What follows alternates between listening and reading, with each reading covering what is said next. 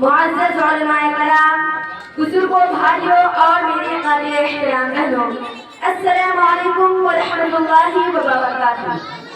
میری بہنوں، آج ہم ایک ایسے موضوع پر بات کرنے جا رہی ہوں جو ہمارے معاشرے کو اندر ہی اندر کھوکھلا کر رہا ہے، جو خوشیوں کو غم میں بدل دیتا ہے اور بیٹیوں کو بوجھ بنا دیتا ہے، وہ ہے جہیز۔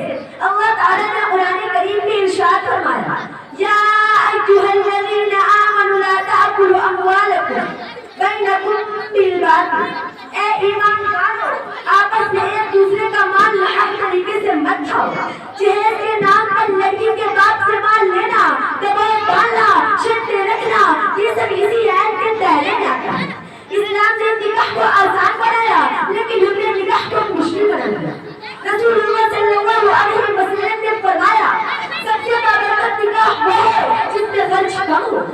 سوچئے اگر جہیز دین کا حصہ ہوتا تو سب سے پہلے نبی صلی اللہ علیہ وسلم اپنی بیٹی حضرت فاطمہ رضی اللہ تعالیٰ عنہا سے جہیز لیتے، لیکن تاریخ گواہ ہے کہ ایسا کچھ نہیں ہوا۔ جہیز نے غریب باپ کے کمرے میں پھیر دیتی ہے، بیٹی کو احساس کمتری میں مبتلا کیا، کئی گھروں کو طلاق اور جھگڑوں کا شکار بنایا، بعض بیٹیوں کو ظلم میں تشدد اور انصاف کا نشان بنایا۔ یہ کہاں کا انصاف ہے کہ بیٹی دینے والا سب کچھ دے اور لینے والا پھر بھی خوش نہ ہو؟ میری بہنوں، اللہ تعالیٰ فرماتے ہیں، ان اکرمکم عند اللہ اتقاکم، اللہ کے نزدیک تم میں سب سے زیادہ عزت والا وہ ہے جو سب سے زیادہ پرہیزگار ہے۔ نہ مال معیار ہے، نہ جہیز اصل معیار تقویٰ ہے۔ نہ سونے سے رشتہ بنتا ہے نہ دولت کام آتی ہے، ارے نہ سونے سے رشتہ بنتا ہے نہ دولت کام آتی ہے، نکاح وہی کامیاب ہے جہاں نیت صاف ہوتی ہے۔ محترم حاضرین، کیا بیٹی کے باپ پر لاکھوں کا بوجھ ڈالنا اس آیت کے خلاف ورزی ہے؟ ہم اکثر کہتے ہیں معاشرہ ایسا ہے، رسم چل رہی ہے، لیکن یاد رکھیں رسم انسان بناتا ہے، انسان چاہے تو رسم توڑ سکتا ہے۔ اگر آج ایک نوجوان کہہ دے مجھے جہیز نہیں چاہیے تو کل 10 اور کرنے کی ہمت کریں گے۔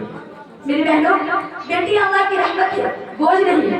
رسول اللہ صلی اللہ علیہ وسلم نے فرمایا، جس نے بیٹیوں کو پرورش کی قیامت کے دن وہ میرے ساتھ ہوگا۔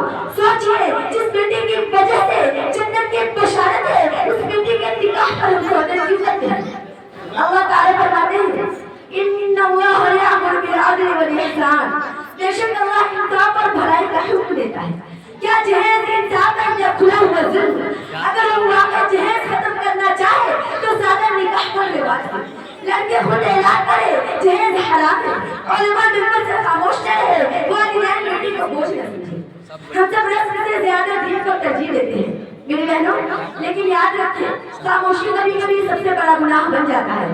آئیے ہم سب اللہ سے دعا کریں، اے اللہ ہمیں ظلم سے بچا، اے اللہ ہماری بیٹیوں کو عزت والی زندگی عطا فرما، اے اللہ ہمارے معاشرے سے جہیز جیسی لعنت کو مٹا دے، اے اللہ ہم سنت پر چلنے سے توفیق عطا فرما۔